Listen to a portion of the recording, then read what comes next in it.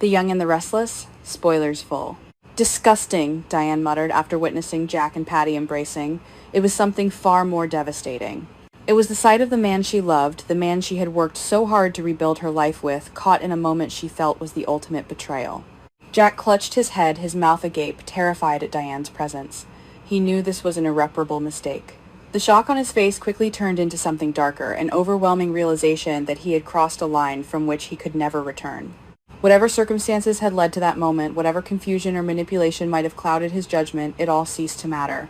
All that remained was the image etched in Diane's mind.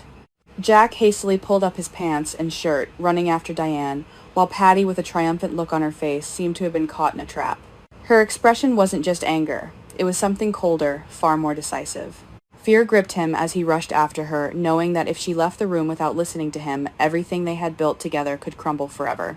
Jack ran to Diane and knelt down, weeping and pleading. "Give me a chance. It's just a misunderstanding. There's no chance." But Diane was consumed by a wave of betrayal that words couldn't soothe. Her whole body trembled with anger and humiliation. The memory of what she had just witnessed kept repeating in her mind, each repetition deepening the wound. As Jack cried out in pain, it was the first time I'd seen him so distressed and desperate, but this was the end he deserved. Jack lost his balance and fell heavily to the deck. For a moment, it seemed as if the air had vanished from his lungs as he lay there stunned. Diane stood over him, her eyes blazing with anger.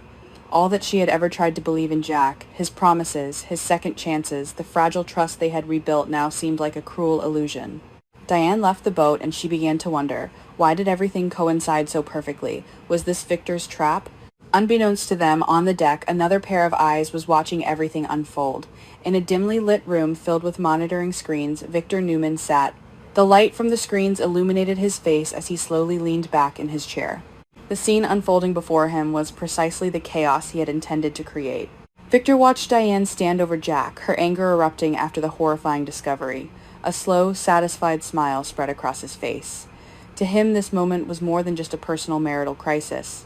It was the culmination of a carefully calculated move in a much larger game. Victor understood something about people that few others did. Sometimes the most powerful weapon isn't strength or money, but emotional destruction. And tonight that weapon had hit its mark perfectly. For years, Victor had clashed with Jack Abbott. Their rivalry had shaped the balance of power in Genoa. But seeing Jack broken to this extent, shattered, desperate, and helpless on the floor, gave Victor a profound sense of satisfaction. He knew exactly what this moment meant. The bond between Jack and Diane, already fragile after so much betrayal and secrecy in the past, had just been shattered in the most explosive way imaginable.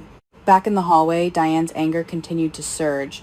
Jack struggled to his feet, his voice filled with despair as he tried to approach her again, but Diane no longer looked at him as before. The warmth, the belief that they could overcome anything together had vanished from her eyes. Instead, only cold certainty remained. With a voice trembling between anguish and anger, Diane finally uttered words that seemed inevitable after everything she had witnessed. This was not a mistake she could easily forgive. This was not something that could be mended with apologies or explanations. In her mind, Jack had crossed the line, utterly destroying the foundation of their marriage. The smell of salt water and diesel hung heavy in the air. Diane Jenkins crept down the narrow mahogany-lined corridor of the yacht docked at the Genoa City Marina. She had been tracking her husband Jack Abbott for days after his sudden, inexplicable disappearance. The heavy oak door to the master cabin was slightly ajar. She pushed it open, the brass hinges screaming in the silence. What she saw froze the blood in her veins. Jack was pinned against the velvet cushions of the banquette, his hands tangled in the chaotic blonde hair of Patty Williams. Patty's lips were locked onto his. Jack wasn't fighting back. His eyes were half closed, his body languid, a victim of whatever heavy sedative Patty had slipped into his drink. But to Diane, standing in the doorway with her heart shattering into 1,000 jagged pieces, it looked like surrender. It looked like a lover's embrace. "Jack," Diane whispered the syllable, tearing from her throat. Patty pulled back, her lips smeared with Jack's blood-red lipstick. She looked at Diane, her eyes dancing with that familiar, terrifying, manic glee. "Diane," Patty purred, trailing a manicured fingernail down Jack's jawline. "You're interrupting. Jack and I were just getting reacquainted. He's missed me so much." Jack blinked his head, lolling. "Diane." "It's not," she drugged. His voice was a thick, slurred murmur, barely audible over the hum of the yacht's generator. But the visual was too potent, the history too toxic. 40 years of rivalry of Patty's relentless obsession and Jack's historical weaknesses crashed over Diane like a tidal wave. She saw the empty champagne flutes, the discarded necktie. The betrayal was a physical blow, punching the breath from her lungs. "Get away from him, you psychotic bitch," Diane shrieked, lunging forward. Patty merely laughed, a high tinkling sound that echoed off the teak walls, deftly sidestepping Diane. "He doesn't want you, Diane. He never did. Victor promised me that if I came back, Jack would see the truth. And he has. Asterisk, Victor. Asterisk." The name dropped like a lead weight in the room. Victor Newman had orchestrated this. The mustache had funded Patty's return to tear Jack away from her to humiliate the Abbotts once again. Diane turned her blazing eyes back to Jack, who was struggling to sit up, reaching a trembling hand toward her. "Diane, please, my love." "Don't you dare call me that," Diane hissed, stepping out of his reach as if his touch would burn her. The shock was rapidly calcifying into a cold, diamond-hard rage. "I defended you, Jack. I rebuilt my entire life to be worthy of you, to stand by your side against the entire town, and you let Victor Newman and this lunatic make a mockery of our marriage." "I'm a victim here," Jack slurred his eyes, pleading. "You're a fool," Diane shot back, her voice shaking with a terrifying, quiet fury. "I am done being the collateral damage in your endless, pathetic war with Victor. I am done competing with the ghosts of your past. I want a divorce, Jack. As of this second, we are finished." She turned on her heel, the sharp click of her stilettos sounding like gunshots against the floorboards. She ignored Patty's triumphant cackling as she marched off the boat, the cool Lake Michigan wind whipping her hair. She wasn't just going to leave Jack. She was going to make him bleed. And she was going to rip Victor Newman's empire down to the studs. The next morning, the executive suite at Jabot Cosmetics felt like a mausoleum. Diane sat behind the massive glass desk, her fingers steepled, her eyes fixed on the glowing monitors displaying the company's quarterly projections. She was co-CEO, a position Jack had fought his own family to give her. Now it would be the weapon she used to destroy him. "If I want to ruin Jack personally, I have to break him professionally," she murmured to the empty room. Jabot was Jack's heart, his legacy, his identity. Taking it from him would hurt worse than any physical wound. She pulled up the confidential shareholder registry. The Abbott family held the majority, but there were vulnerabilities. Shell companies leveraged assets and silent partners.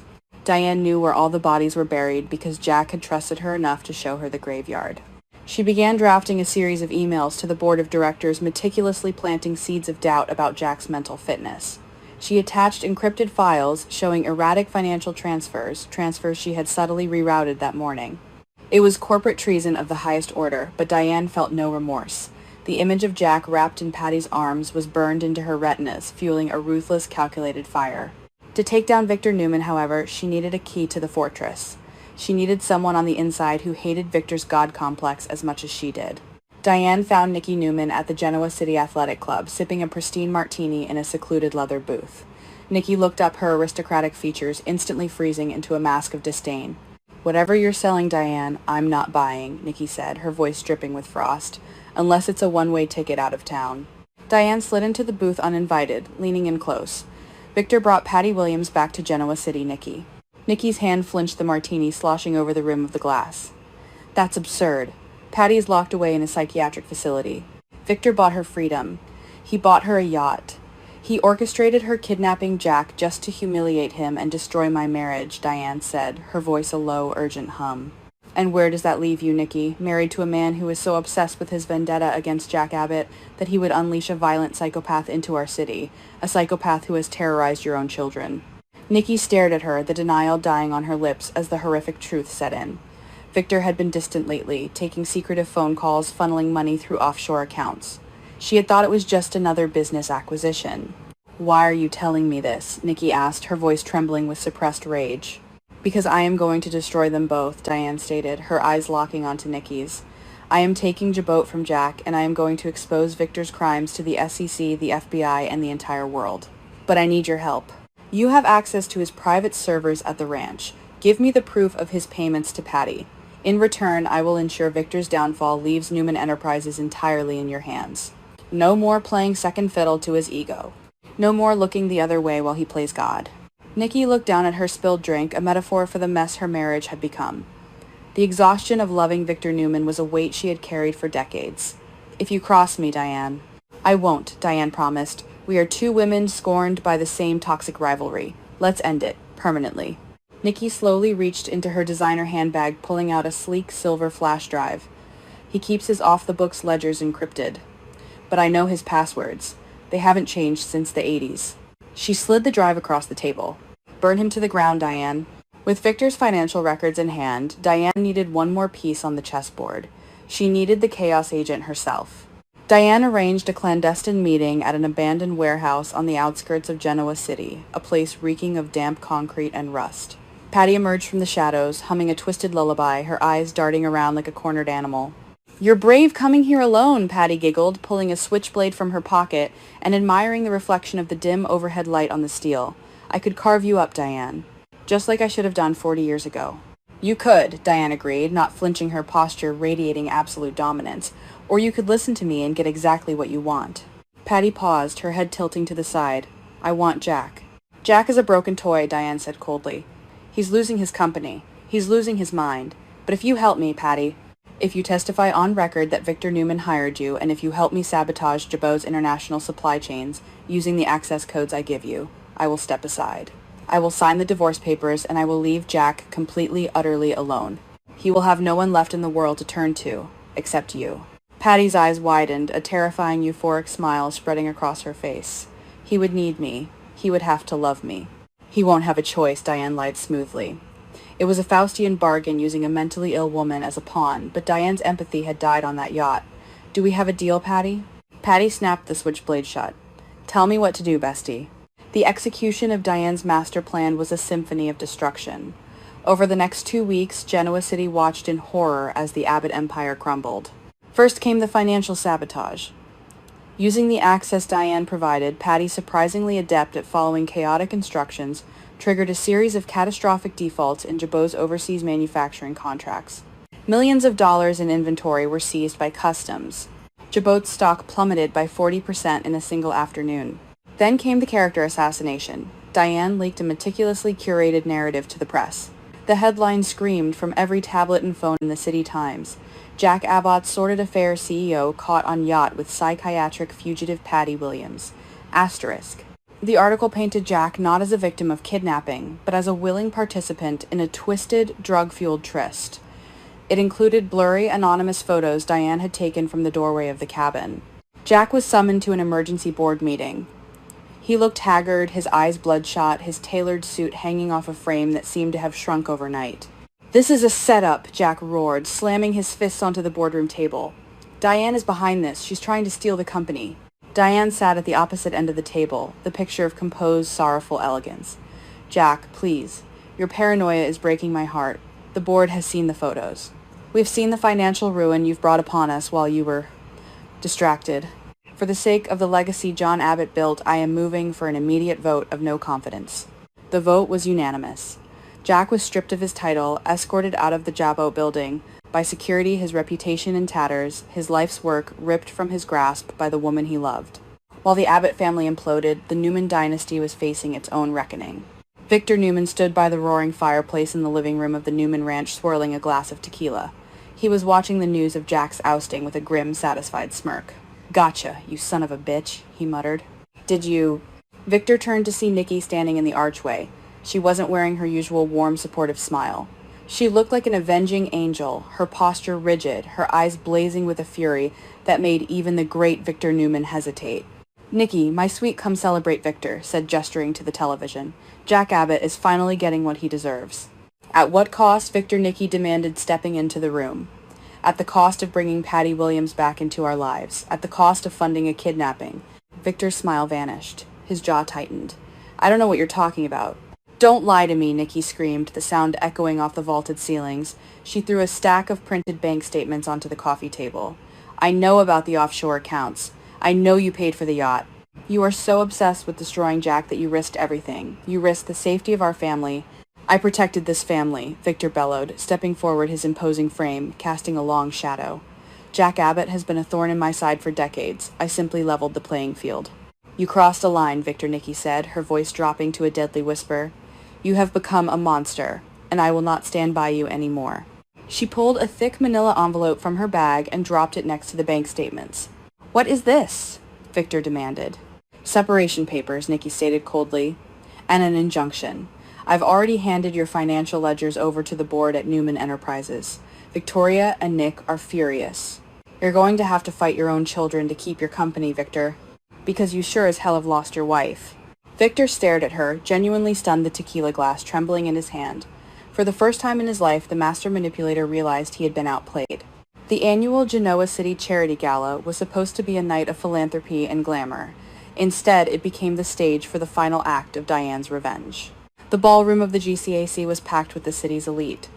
Jack was absent, hiding in the Abbott mansion, nursing a bottle of bourbon and his shattered pride.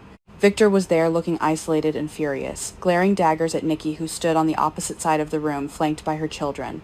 Diane took the stage, the diamonds at her throat catching the chandelier light. She tapped the microphone, the feedback, silencing the murmuring crowd. "Ladies and gentlemen," Diane began, her voice ringing clear and triumphant, "we are here tonight to celebrate new beginnings. As the sole CEO of Jabot Cosmetics, I am thrilled to announce a new era of transparency and strength for our company." Whispers broke out across the room. The audacity of her standing there wearing the crown she had stolen from her husband was staggering. "But transparency means confronting the ugly truths of our community," Diane continued, her eyes locking on to Victor Newman. "For too long, the powerful men of Genoa City have played games with our lives. They have used people as pawns. They have funded criminals to settle petty vendettas."